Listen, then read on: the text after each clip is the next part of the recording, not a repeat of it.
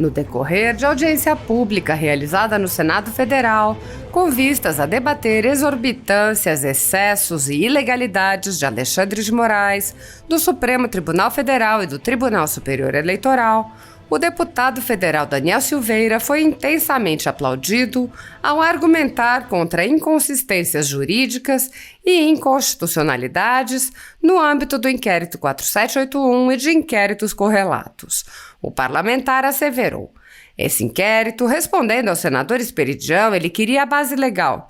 Ela não existe. Na verdade, o que acontece é que ele foi aberto realmente de ofício e teve como utilização o próprio regimento interno do STF.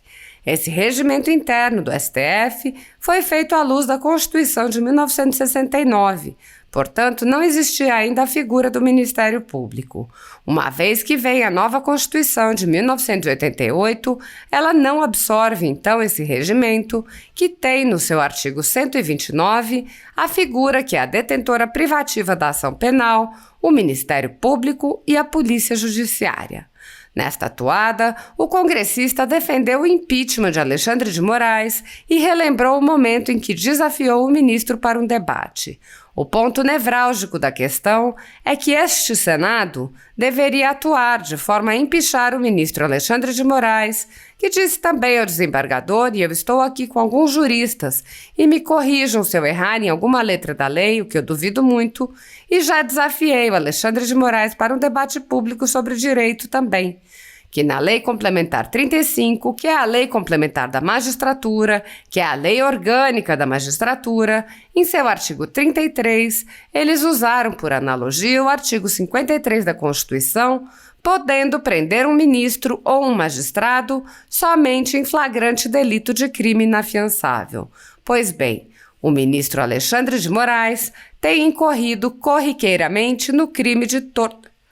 Dessa maneira, o deputado federal citou como, em sua concepção, o ministro estaria incorrendo em crime previsto na legislação. Na mesma pena, incorre quem submete pessoa presa ou sujeita a medida de segurança a sofrimento físico ou mental por intermédio da prática de ato não previsto em lei ou não resultante de medida legal. Ora, ele vai utilizar a ordem judicial para dizer que é uma ordem legal, mas não resulta de lei, porque ordens ilegais não se cumprem. Lei 8.112, artigo 116, inciso 4. Corrija-me se eu estiver errado. Ainda insisto nisso. E os policiais federais, por obviedade, o delegado, naturalmente no cargo, tem que ser bacharel em direito. Por que então ele obedece a essa ordem ilegal? Neste contexto, ele concluiu: então, o que nós estamos tendo aqui, presidente, podemos pegar a STB, da República da Tchecoslováquia, na verdade, Státní bezpečnost, já dizia François-Pierre Guizot, que foi ministro na França. Quando a política entra no recinto dos tribunais, a justiça sai por alguma porta. O que ele falou foi muito grave. Olha, pelo que sei, no Código de Processo Penal, são 90 dias o prazo para o inquérito, podendo ser dobrado pelo juiz com o réu solto e 30 com ele preso. E se você for na lei de drogas, é 30 com ele solto e 10 com ele preso, podendo também ser dobrado. Ora, está há 4 anos o inquérito. Inclusive, 2 senadores hoje, que agora são situação, que era oposição ao presidente Jair Messias Bolsonaro, que é o Randolph e o outro Alessandro Vieira, salvo engano, falaram muito contra o 4781.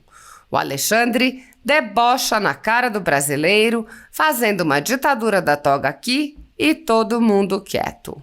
O deputado Daniel Silveira é um dos mais emblemáticos alvos da aberta perseguição política promovida pelo ministro Alexandre de Moraes, do Supremo Tribunal Federal, contra seus adversários políticos.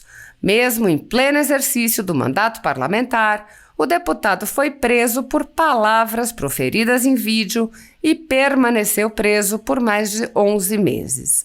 O deputado teve suas redes sociais bloqueadas e foi proibido de conceder entrevistas e participar de eventos públicos. Quando foi libertado, teve que utilizar uma tornozeleira eletrônica e só podia circular em Niterói e em Brasília.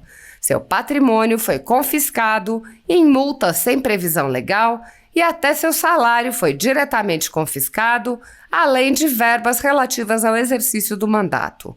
O deputado recebeu a graça presidencial após ser condenado por suas palavras a uma pena maior que a de muitos autores de crimes gravíssimos contra a vida. Mesmo após a graça, o ministro Alexandre de Moraes segue aplicando multas e punições ao deputado, chegando mesmo a bloquear contas de sua esposa e advogada. O assédio ao deputado é parte de um assédio a um grupo de pessoas tratadas como sub-humanos e cidadãos com menos direitos por manifestarem suas opiniões livremente e por apoiarem o presidente Jair Bolsonaro. Medidas arbitrárias são tomadas contra essas pessoas que têm seus direitos e garantias fundamentais desrespeitados. Além de ter tido a sede invadida e todos os seus equipamentos apreendidos, no âmbito de um inquérito do ministro Alexandre de Moraes, que foi posteriormente arquivado por falta de indícios de crime, a Folha Política, atualmente, tem toda a sua renda confiscada a mando do ministro Luiz Felipe Salomão, ex-corregedor do Tribunal Superior Eleitoral, com o apoio e louvor dos ministros Luiz Roberto Barroso, Alexandre de Moraes e Edson Fachin. Há mais de 17 meses, todos os rendimentos do jornal estão sendo retidos sem justificativa jurídica. Se você apoia o trabalho da Folha Política e pode nos ajudar a manter o jornal em funcionamento, doe qualquer valor através do Pix, utilizando o QR Code que está visível no vídeo ou o código ajude@folhapolitica.org. Caso não utilize Pix, a conta da empresa Raposo Fernandes está disponível na descrição deste vídeo e no comentário fixado no topo. Há 10 anos, a Folha Política vem mostrando os fatos da política brasileira, fazendo a cobertura dos 3 poderes e dando voz a pessoas que o cartel midiático quer calar. pix@ajude@folhapolitica.org. Assista. Presidente, eu queria pontuar, apesar de todos os relatos são muito bons, na verdade, só que a questão é se ater a fatos importantes. Esse inquérito, e começo respondendo ao senador Esperidião Amin, que ele levantou o ponto nevrálgico dessa questão, que é justamente o inquérito 4781 e qualquer outro que ramifique dele. Esse inquérito, respondendo ao senador, ele queria a base legal, ela não existe. Na verdade, o que acontece é que ele foi aberto de ofício realmente e teve como utilização, como se fosse uma lei subsidiária, o que não é e nem poderia ser utilizada dessa maneira, o próprio regimento interno do STF, os artigos 43 a 45. Esse regimento interno do STF ele foi feito à luz da Constituição de 69, portanto não existia ainda a figura do Ministério Público. Uma vez que vem a nova Constituição de 88, ela não absorve, então, esse regimento que tem no seu artigo 129 a figura, que é a detentora privativa da ação penal, Ministério Público e Polícia Judiciária. Portanto, não existe nenhuma previsão legal, e ele até pontuou, sobre o inquérito que foi aberto de ofício mais uma vez e determinado o arquivamento pela PGR, então procuradora Raquel Dodge, por 2 vezes, uma inclusive em ação pública, ou seja, ele jamais teria o poder de negar esse tipo de arquivamento. Então, portanto, respondida a questão do senador, ele jamais viria aqui, tanto o Alexandre quanto o Barroso ou qualquer outro ministro, e aqui eu quero excetuar de forma bem particular o excelentíssimo senhor ministro Nunes Marques, que tem feito um papel brilhante porque tem sido positivista, ou seja, respeitando a lei que foi feita por esse parlamento de forma idônea. A questão, o presidente senador Girão, que eu tenho muito apreço e respeito, e parabéns por essa audiência. Quando fui preso no dia 26 de fevereiro de 2021, quase à meia-noite, por um mandado de prisão em flagrante, que não existe, qualquer professor de direito penal, e aqui eu coloco aqui com muita propriedade as palavras, porque eu também sou operador de direito, qualquer um sabe que esse dispositivo não existe. E o parlamento, e aqui a minha crítica ao Arthur Lira, que tentei avisá-lo inúmeras vezes, a exaustão, que não abrisse mão da imunidade material e formal do artigo 53, que a própria semântica da palavra quaisquer, ela explica naturalmente, o sentido dela, não tem que explicar para um ministro que tem o tal do notório saber jurídico, preconizado no 101 da Constituição. Eu acho que isso aí acaba até avariando a bússola moral, acho que saber demais acaba sabendo de menos. Então, o ponto nevrálgico da questão é que esse Senado deveria atuar de forma a empichar o ministro Alexandre de Moraes, que disse também ao desembargador, eu estou aqui com alguns juristas e me corrijam se eu errar em alguma letra de lei, que eu duvido muito, e já desafiei o Alexandre de Moraes para um debate público sobre direitos também, que na Lei Complementar 33, que é a 35, perdão, que é a lei complementar da magistratura, que é a lei orgânica da magistratura, em seu artigo 33, eles usaram por analogia o artigo 53 da Constituição, podendo prender um ministro ou um magistrado somente em flagrante delito de crime inafiançável. Pois bem, o ministro Alexandre de Moraes tem incorrido corriqueiramente no crime de tortura. E o crime de tortura não basta amarrar alguém num pau de arara e chicotear. Não é para enfiar uma unha, embaixo da unha uma agulha. O crime de tortura ele também se configura na situação psicológica, mental. Né? Isso está muito claro, aqui está aqui, eu posso ler aqui, eu vou até ler, inclusive, sobre a lei de tortura, está muito clara aqui. Deixa eu ver se essa lei aqui está muito certa. Ó, vou ler o artigo 1º, constitui crime de tortura. E passo aqui, então, ó, se resulta lesão corporal, não é essa parte, ó, na mesma pena incorre quem submete uma pessoa presa ou sujeita a medida de segurança ou sofrimento físico ou mental por intermédio de prática de ato não previsto em lei ou não resultante de medida legal. Ora, ele vai utilizar a ordem judicial para dizer que é uma ordem legal, mas não resulta de lei, porque ordens ilegais não se cumprem. Lei 8.112, artigo 116, inciso 4º. Me corrijam se eu estiver errado. Ainda insisto nisso. E os policiais federais, por obviedade, o delegado, naturalmente no cargo, ele tem que ser bacharel em direito. Por que então que ele obedece essa ordem ilegal? Então o que nós estamos tendo aqui, presidente, da República da Tchecoslováquia, na verdade, né, Statní Bezpečnost, que era a polícia do pensamento do Partido Comunista daquela época. Então tem muitas coisas. A Gestapo ainda perseguia os opositores quando eram tipificados na lei nazista. Ainda tinha uma coisinha para eles buscarem subterfúgio. A STB não, perseguia qualquer um. É o que ele faz no mesmo protocolo. Né, a denúncia gravíssima do deputado Ottoni de Paula sobre as ameaças e a ingerência, já dizia aqui, né, já dizia... Eu peço só mais um pouquinho, só para eu terminar o raciocínio. Já dizia François Pierre Guzot, foi ministro na França, que quando a política adentra no recinto dos tribunais, a justiça sai por alguma das portas. Né? O que ele falou foi muito grave. Quando o próprio ministro Barroso esteve aqui para fazer o lobby da PEC do voto impresso, que já havia sido aprovada por essa casa e declarada inconstitucional, um outro erro do Senado, que no artigo 52, inciso 10, o Senado ele tem que decidir, declarada inconstitucional a lei, se ela vai ficar circunscrita a esse processo ou se vai ser lato sensu, erga omnes, e os senadores nada fazem. Gilmar Mendes ainda disse em tempos que isso era obsoleto, ou seja, o comando constitucional é obsoleto na visão neoconstitucionalista do STF. Quer dizer que eles mandam a lei positivada pelo representante do povo? Não. Eu falei há pouco tempo com o senador, Paul, acho que é do PT, Jean Paul, no avião, ele falou que não sabia dessa função do Senado. Eu falei, o senhor não sabia? Uma pena. É o que eu falo sobre o qualitativo da casa ao invés de quantitativo. 81 senadores e 513 deputados que não sabem o que estão fazendo, às vezes, complica para a representatividade popular. Então, quando nós viemos aqui falando, eu tenho 1 milhão de seguidores, é muito legal, também tenho. Eu sou censurado há mais tempo aqui e fiquei 11 meses em um presídio, por crime algum. Portanto, ilegalidade.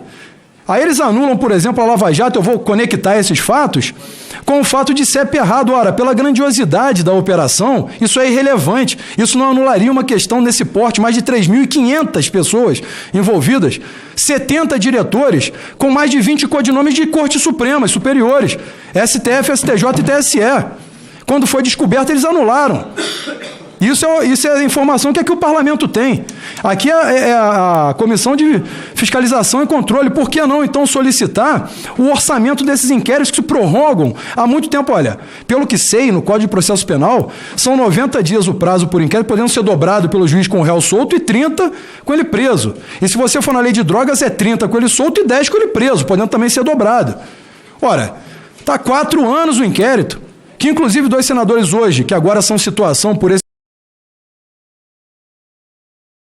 que era uma oposição ao presidente Jair Messias Bolsonaro, que é o Randolph e o outro é o Alessandro Vieira, salvo engano, eles falaram muito contra o 4781, mas quando fecha o acórdão do STF, acórdão não suprime letra de lei constitucional, não. Não revoga a letra de lei constitucional, não. Como que se continua calado e falando que está sendo censurado e está tudo bem? A Carmen Lúcia votou contra a censura, pela censura, perdão, dizendo inclusive que se for censura e nós entendermos assim, aí então aplicamos a Constituição, ou seja, a Constituição é secundária.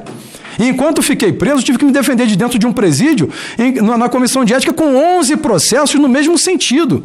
Quer dizer, nem bis in idem esses canalhas conhecem, covardes. Eles são incapazes de entender. Quando eu falei com alguns dos deputados, eu não estou me fazendo advogado de mim, eu estou colocando o caso em concreto. Eles dizem para mim, eu não sabia disso. Aí eu falei, você não sabia? Por exemplo, que eu estou com a minha conta salário bloqueada desde o início, as contas da minha família, meu CPF bloqueado. É complicado. E eles vêm falar que, você está censurado não só há 2 anos, mas está tudo bem. Quer dizer, quando eu estava no presídio que o Alexandre mandou um procuradorzinho de porcaria lá, me ameaçar dizendo que minha família poderia sofrer retaliação, eu falei, capricha mais que isso aí, cara, eu sou PM no Rio. Não dá para me ameaçar nesse sentido. Isso para mim não é nada. Você me dá o seu celular com a sua senha, conversa com o presidente da República, que nós te soltamos amanhã. Eu tenho 3 celulares apreendidos lá, há 2 anos. Até não sei por que não aprenderam isso, mas quando foram aprender o do José Serra, senador aqui, o Toffoli rapidamente disse que não podia, porque era vinculado ao mandato. Ao passo que o Toffoli foi reprovado em 2 concursos de magistratura, a OAB naturalmente, quando um advogado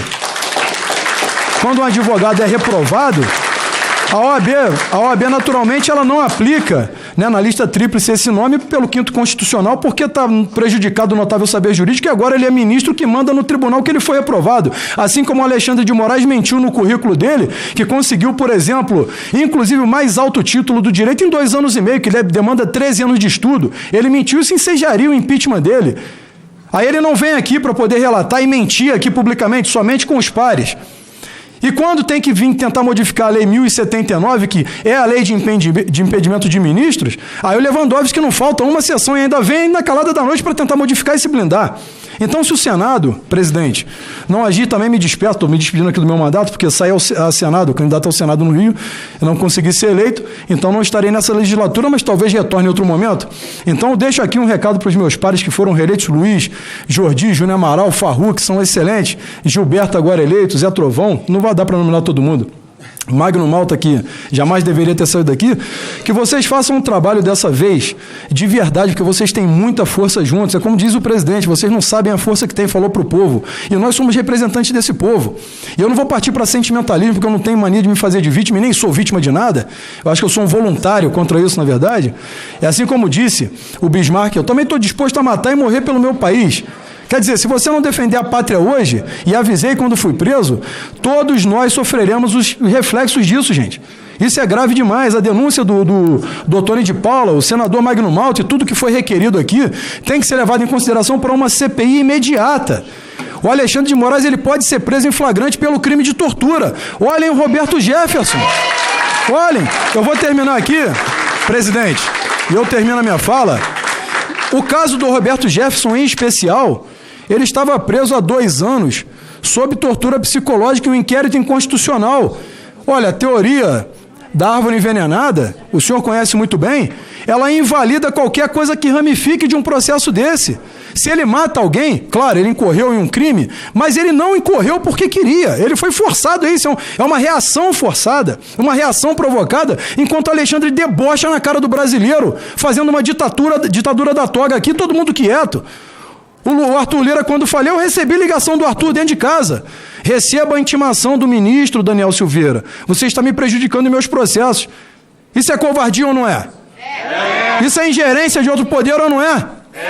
Aí vem falar que não. Vamos prender o Daniel, porque aí a Rosa Weber vai liberar a RP9 aqui. Não pode mexer no dinheiro da emenda, que aí vão manter o deputado preso.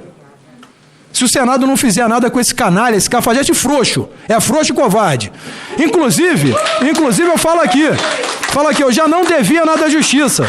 Quando o presidente me dá a graça constitucional, que é um remédio constitucional para justamente evitar esse tipo de invasão, ingerência ou arbitrariedade, olha, o Código de Processo Penal, artigo 738, é reconhecido imediatamente a graça. E o presidente pode comutar apenas, perdoou tudo, eu estou multado em 3 milhões de reais. O artigo 192 da Lei de Execuções Penais é a mesma coisa, 107 do Código Penal. Só que esse cara aí que sabe tanto, não sabe nada. E não respeita a lei, não respeita o povo. Então, a minha visão aqui é que tem que prendê-lo em flagrante pelo crime de tortura, ou no ruim de tudo, empichar aqui e ele ser preso depois, presidente. Acho que o Senado tem que atuar de uma forma mais veemente. Queria falar isso. Muito obrigado, deputado Daniel Silveira, pela sua participação.